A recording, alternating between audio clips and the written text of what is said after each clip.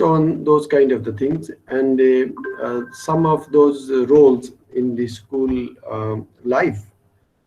The roles of the relationships, relationship between principal and teachers, relationship between teachers and students, relationship between school and parents, and beyond.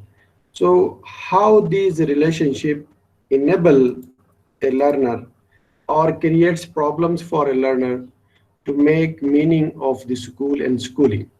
So today in this lecture, the part 2, building a relationship in school. So we will focus on understanding and evaluating the approaches to teacher evaluation criteria. Why this is important? Because when you are talking about building relationship, so as yesterday we discussed, there are two types of relationships. Specifically, we are interested in the in school improvement. Though there are many sort of relationships, but two important type of the relationship is the professional relationship and the social relationship. So in the light of these two important dimensions of the relationship, so when we look at this professional relationship, there is a strong connection between principal and teachers, and that is the performance of the teachers. If you as a principal in a school look at the teacher's performance, and you have developed a particular sort of relations with teachers, the teachers who are performing very well, with those teachers your relationships are very good, and the teachers who are not performing very well, and your relationship with those teachers is not good. So this means that this professional engagement, this professional relationship in the school must be based on a particular sort of criteria that is that must be used for teachers evaluation. So when you use such kind of criteria and you share this criteria with teachers in your school, so and you provide many sort of exposures to and understanding of this criteria, and your expectations from teachers, what kind of the expectation you are having to perform in school. And when you share your expectation with teachers and you share the criteria of their performance, it is only possible to boost healthy relationships. Otherwise, if you do not, as a principal, you do not share the criteria for evaluating a teacher's performance in school, and if you do not share this criteria with teachers, and it that creates problems for teachers. So there will be the problems in for understanding this criteria. So understanding teachers evaluation for principal, for teachers, is a must in order to build a positive culture in school that fosters very collegial, very professional relationships in school. So that's why we will try to understand why understanding teachers evaluation is important, because of the expectations of the school vision and mission and values. Teachers, if clearly make sense of this their performance in school, make sense of this evaluation of the evaluation in terms of their performance, in terms of their teaching and learning, in terms of their attendance, in terms of everything, their code of conduct in school. If the teachers are very much clear about this evaluation, that evaluation helps teachers to improve accordingly and perform according to the demands and needs of the school. So understanding evaluation is a must. And to do so, you need to link to the mission. Whatever the evaluation of the teachers or the other staff members in school is designed, that must be linked with the mission of the school, the vision of the school, the mission of the school. So that is very important. And then you need to prioritizing evaluation. For example, in evaluation, you have come up with a number of areas. So you need to prioritize those areas. Which one is very important in teachers' evaluation? For example, if a teacher is very much regular in school, that should be, for example, that should be one of the most important criteria. Second could be the teacher's teaching approaches, the knowledge of the teacher, skills of the teachers, teaching approaches that the teacher is using in the classroom, that should be prioritized. So in this way, there are many areas to evaluate a teacher, and you need to prioritize all those areas. Which one is the most important and which one is the least important? In the same way, we come to the planning for evaluation. Evaluation is not something, just you come up with some ideas and started evaluating. Rather, it's a very sensitive matter. So you need to prepare for the planning for evaluation. How to evaluate? What kind of the things you are interested in to evaluate an employee? And for this, you need some budgeting for evaluation. In schools, you need to not only inform teachers verbally, but you have to provide some resources, some documents. For that, you need some sort of budgeting. What kind of the budget will be involved in, for evaluation? Who will evaluate? What kind of the resources you will use? If the school has some financial or some human resources in the school who will evaluate teachers, or do you need to invite an external evaluator in your school to evaluate your teachers based on the criteria that you have developed? So for everything that is involved, human resource, financial resource, and other material resources, you need budgeting. And then comes the next phase is driving evaluation. Driving evaluation means you, after doing all these sort of things, you need to be implement this evaluation of the teacher, the system of evaluation in place. How this system of evaluation in school works, what kind of the results you are getting, and the second is using results.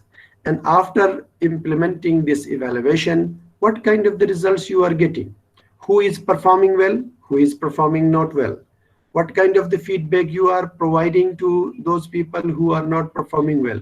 So what are the results you are getting in your school? Is your school improving day by day or not? So you need to look at that. And then realizing benefits of evaluation. What kind of the challenges do you face as a principal in your school? So do you come up with some sort of benefits of this evaluation, or you have some sort of problems which do not give you any kind of benefit by engaging in this whole system of evaluation? So you need to look at that. You need to realize those benefits, and then you again go back to the understanding evaluation. So this is a kind of cycle. In this cycle, when you look at understanding evaluation, link into the mission, prioritizing evaluation, planning for evaluation, budgeting for evaluation, driving evaluation, using results, realizing benefits, and then again going back to, understanding evaluation. When you, as a principal, as a school leader, and your teachers and other staff members will understand the notion of evaluation, why those people are in school, what are those people supposed to perform, supposed to do. So if everyone is very much clear about their role and responsibility and their task, and if everyone is informed about the expectation that school is expecting them to perform at a certain level of standard in relation to their performance, and if everyone is well trained how to perform, what to perform, and what kind of the criterias of their evaluation is there, if everyone in school is well informed and educated and trained about all these kind of the things, specifically their evaluation, so they can better teach in their classrooms, they better help their students to improve their learning. So that's why understanding evaluation is a must. Now we will look at how teacher evaluation criteria enhances positive culture in school. So when you look at this particular diagram, you can understand in the center teacher evaluation criteria, and in the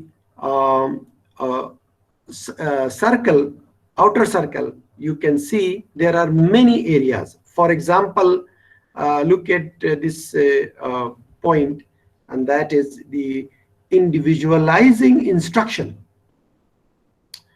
Teachers' evaluation criteria must be based on individualizing instruction. For example, in the classroom, there are many students. Like in online learning, today we have 21 students appearing on the screen.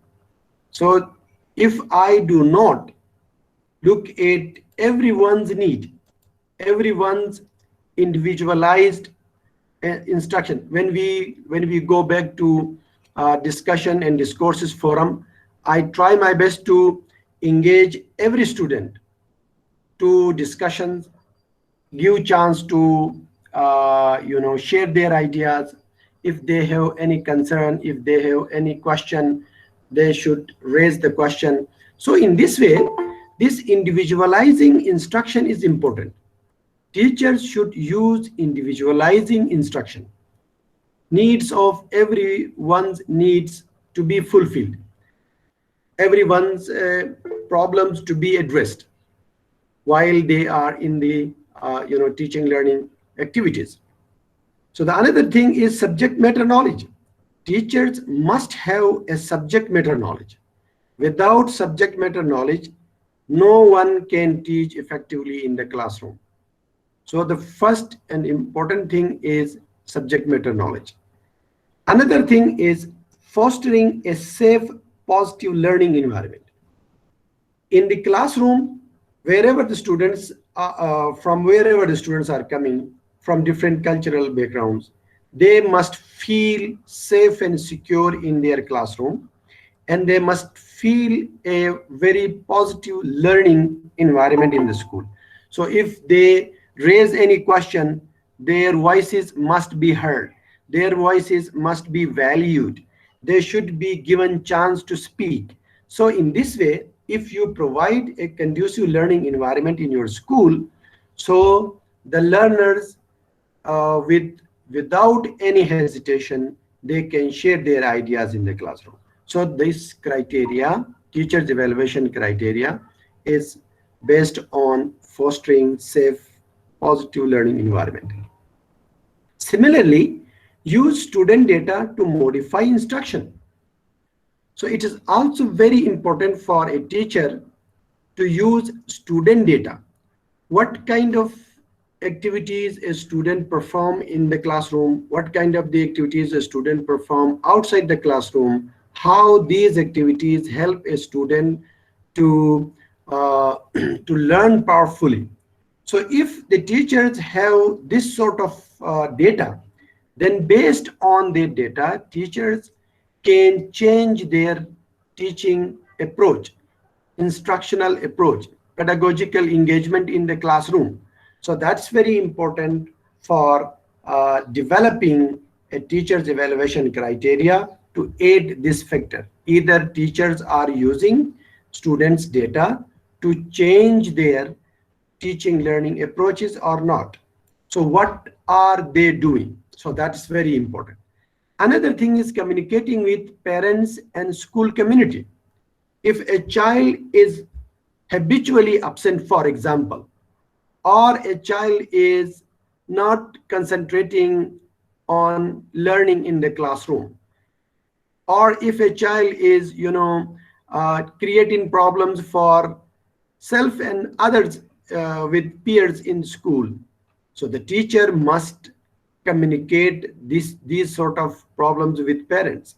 Similarly, if a child is performing very well, the child is contributing to his peers, and the child is very good in the class. At the same time, the teacher should share these good things with parents, share this sort of data with their parents, so that the parents should also encourage the child to keep on doing such kind of good things in the classroom. Similarly, so everything regarding the life of a child in school, the teachers must communicate, whoever the classroom teacher is all about. So that teacher and other subject teachers should inform parents and community about the performance of a child in order to focus on school improvement. Another thing is exhibiting collaborative and collegial practices, and it is very important.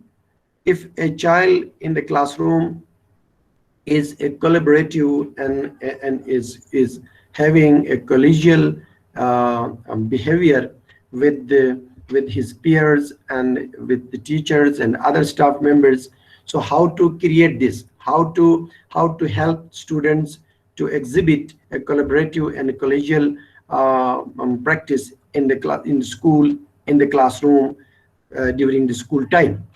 So teachers evaluation criteria must also focus on this area.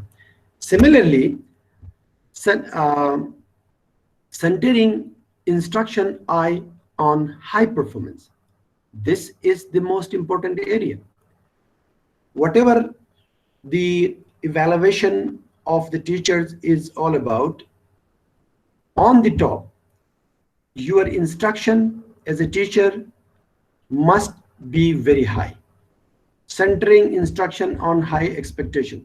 If your school has a vision and you link that vision with your mission of the school, and based on that, if you develop a criteria for evaluation, and you must have high expectations from the teachers to use very child-centered, critical, creative pedagogies which empower a child to perform at highest level, to learn according to Bloom's at the higher order thinking skills level.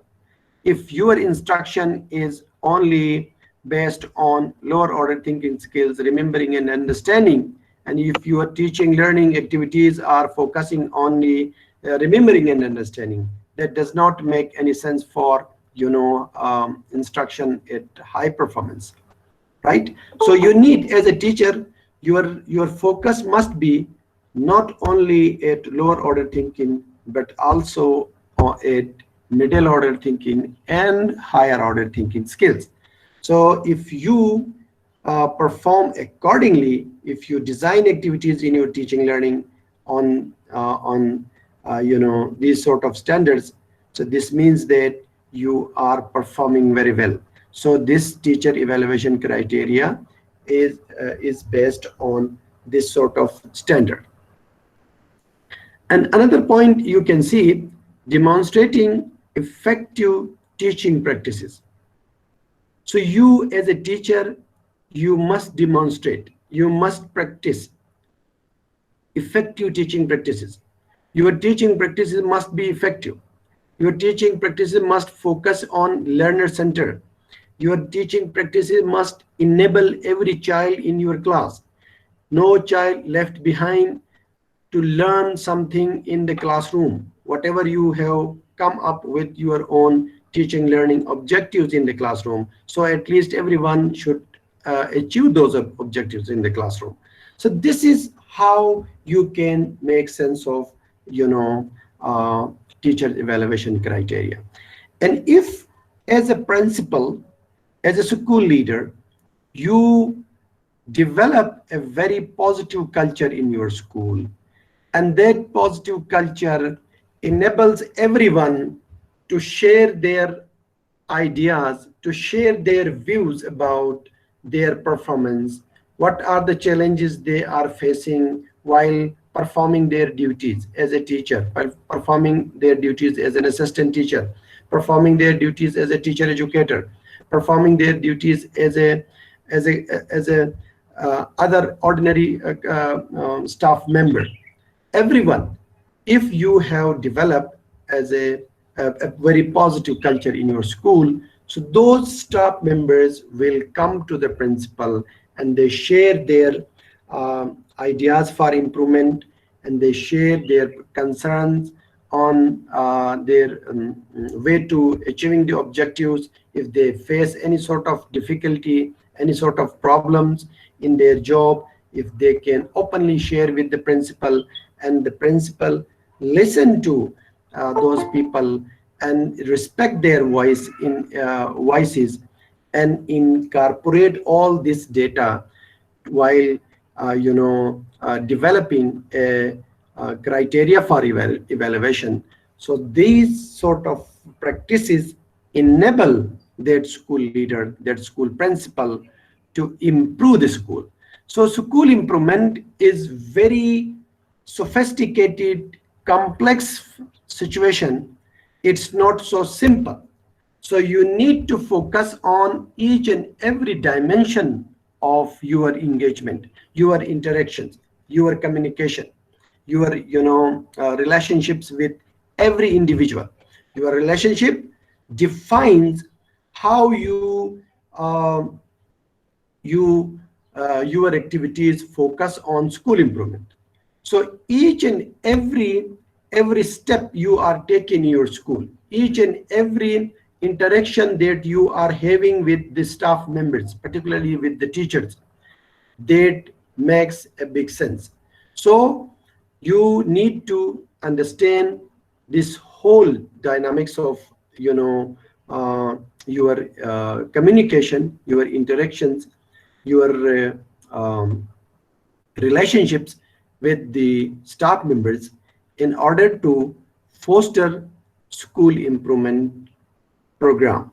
So that's all about this today's lecture, where we have focused on building a relationship in school, where we looked at understanding the evaluation of the teachers, evaluation of the staff members, and for evaluation, what kind of the things we need to focus on, and then how to develop a teacher's evaluation criteria, and based on this criteria, what kind of the areas are the most important areas which we need to focus on developing such kind of criteria that helps teachers to understand school expectations from them in order to perform at highest level.